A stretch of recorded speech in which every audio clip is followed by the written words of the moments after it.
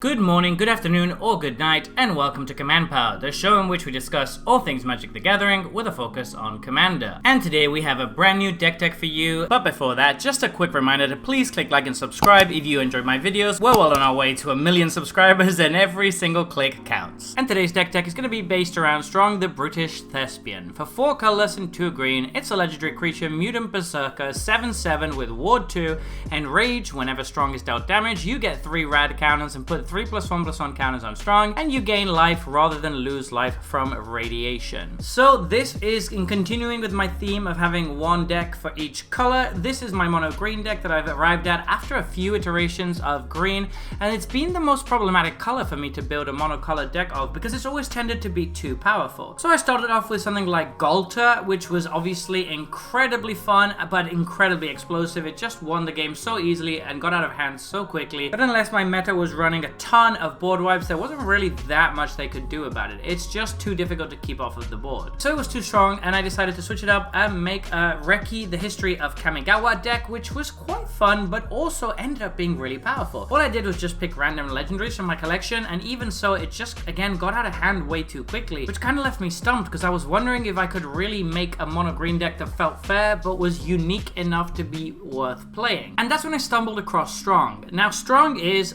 very strong. As you can see by the card, he's got great stats, he's got protection built in, and he has a really powerful Enrage ability, plus that cool radiation ability at the end. So there's a ton of ways you can build this, because he also happens to be a 7/7, which means that he can kill in 3 commander hits. You could go for a Voltron strategy, you could go for a strategy built around having a bunch of Enrage things, you could build around a mill strategy because of the rad counters you're gaining, or a life gain strategy because you're going to be gaining a bunch of life. And in the end, I did a little bit of almost all of those. I also threw in a nice bit of proliferate, because of course you can proliferate radiation counters, and that's very sweet. This deck has been an absolute blast to play, and it's not super overpowered, which is great because I hadn't experienced that in mono green yet. It's really strong and it does mill a ton of cards. The opponents still have strategies at their disposal to deal with it, so it feels quite fair. Anyway, without further ado, we're going to jump right in, and we're starting off with Azusa Lost But Seeking. So we're getting a lot of lands in this deck, both in our hand and from our graveyard, so this is just a great way to be able to play those lands. Balustrade Worm is a very powerful card in the deck. It comes down nice and early and can smash in repeatedly until it gets removed, or if you just mill it into the graveyard, you can actually get it back for cheaper, since having Delirium activated is very trivial in this deck.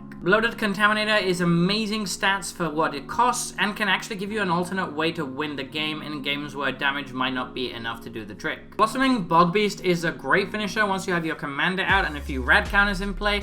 This can really pump your entire team to huge heights. Brawn is great because we're going to naturally mill it into our graveyard quite a lot, and we do need a way to give our commander evasion. Cankerbloom is a really flexible card that provides removal and a way to proliferate. Cavalier of Thorns is pretty decent ramp that also fuels our graveyard, and this is at its heart a graveyard deck. Contaminant Grafter gives us a really good way to proliferate once every turn, and just as with Bloated Contaminator, it is an alternate way to sometimes win the game. Disciple of Freyalise has been clutch in some of the games where I've played it. Our commander can often get very big, but we're often quite low on life and we can't find a way to get through. She can just sacrifice him, draw us a ton of cards, and get us right back in the driving seat. Evolution Sage is another great way to proliferate both the counters on our commander and our red counters. Evolution Witness is an all-star in this deck. Once we start proliferating, this can get so many things back from our graveyard. Genesis is a great one to bin with our commander because it allows us to rebuy creatures from our graveyard turn after turn. Glowing One gives us an extra version of our commander that can gain us more life or negate life loss if we don't have our commander in play. Goreclaw Terror of Kull Sisma can reduce the cost of some of our things, including our commander, but it can also just give him trample, which we really need. Giant Sage is always good, and it's particularly good in a deck with this much proliferate. Harold and Bob is decent on the front side, but once we sacrifice it, it's really, really good as a repeated way to get multiple rad counters and ramp as well. Kami of Whispered Hopes goes really hard in this deck. As long as we get a counter on it initially, then it can tap for tons of mana, and it helps all of our stuff get more counters. Lumbering Megasloth should almost always come down for just 2 mana, and then once we start putting counters on it and proliferating them, this can get really huge. Multani Yevrimaya's Avatar is really good because if we mill it, we can just get it back, which is always very nice. Perennial Behemoth gives us a great way to play lands from our graveyard since we should be milling them quite frequently. Polyraptor is a decent enrage card. We have quite a few fight spells in the deck and ways to trigger enrage, so this can often be quite good. Ranging Raptors is another decent enrage card. It's probably only ever going to get 1 or 2 lands in this deck, but that's still pretty good. Ripjaw Raptor is yet another enrage card that can again get us a few cards. Roaming Throne is going to be really good with our commander. Obviously getting 6 red counters instead of 3 is fantastic, and the same goes for counters. If we have a bunch of dinosaurs in play though, we can also just name dinosaurs and it can still be quite good. Scavenging Ooze is always good, but in this deck it's going to have a lot of fuel to eat, which is very nice, and having Graveyard Hate is always important. 6 is really great here. We really want to be milling stuff, and then we get to play stuff from our graveyard as well by discarding extra lands. That's just great. Scholar Grove Dancer should gain us even more life since lands are going to be hitting the graveyard quite a bit. Sproutback Trudge is a really great card once we've got the engine set up, because we should be getting a bunch of life, which means that if we've milled this, we can cast it for cheap from our graveyard. Tato Farmer is one of the best cards in the deck. Giving us rad counters is really nice, and getting free lands after we mill stuff is even better. Titania Nature's Force allows us to play forest from our graveyard, which is obviously fantastic, and it even rewards us with 5/3s for doing so it's all really good, and the milling is even good as well. Ulvenwald Tracker is great with our commander. It's one of the best ways to repeatedly trigger Enrage, and it can also be removal. Urban Daggertooth is fantastic in this deck because it has both Enrage and Proliferate, which are 2 of the things the deck is built around. Ursine Monstrosity is an incredibly fun card in this deck. It can often attack as an 8/8 trample indestructible, which is incredibly powerful for 3 mana. And Wickerfolk Thresher is really good in this deck. We should almost always have Delirium active, at which point this is either ramping us or drawing a card every attack step. For Sorceries, Analyze the Pollen is fantastic here. Searching for a land can be good enough in some situations, but being able to search for a creature late game is really powerful. Bridgeworks Battle is worth mentioning because it's great as a land that can also act as a fight spell. Bushwhack is similarly a card that searches for a land and can act as a fight spell. Bygone Marvels is insane in this deck since we're almost always going to have 8 permanents in the graveyard. This can just return 3 things to our hand for 2 mana. Expand the Sphere is really good ramp that can also act as Proliferate if we really needed to. Azorius Predation is just one of the few board wipes that are available in mono green. It doesn't particularly synergize with the deck, but it's still strong. Formless Genesis should be very good in this deck, even if we're just making 1/1s with Death Touch. That's still pretty annoying, particularly in a deck with a few fight spells. Life from the Gnome is one of my favorite cards in Magic, and I try to put it in any deck that has anything to do with graveyards and green. Smell Fear is a good fight spell that also allows us to proliferate. Tower Above is an amazing card in this deck. It gives our commander trample, which is what we want, and it's almost always going to guarantee that we get to trigger Enrage, which is great.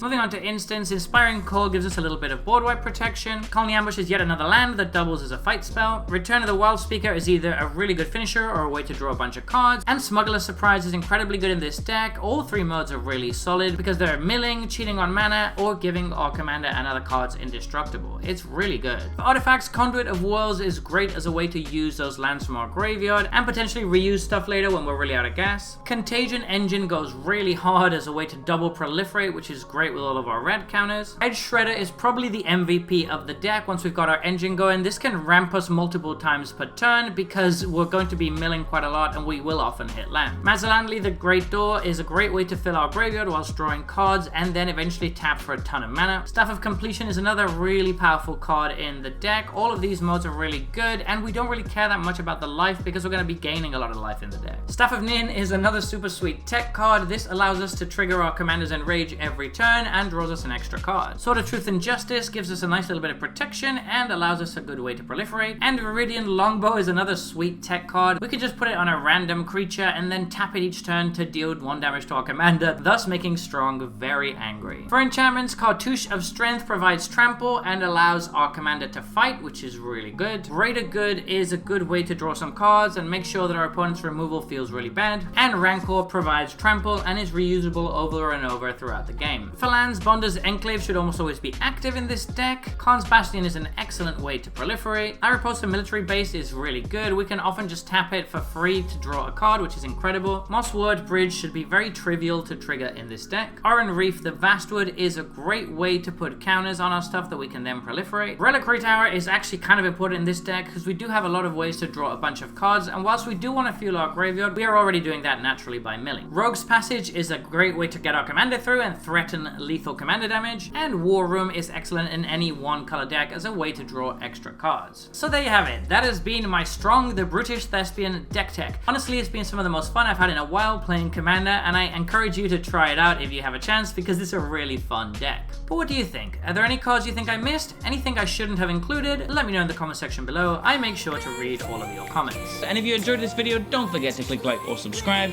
It really helps the channel. And until next time, take care.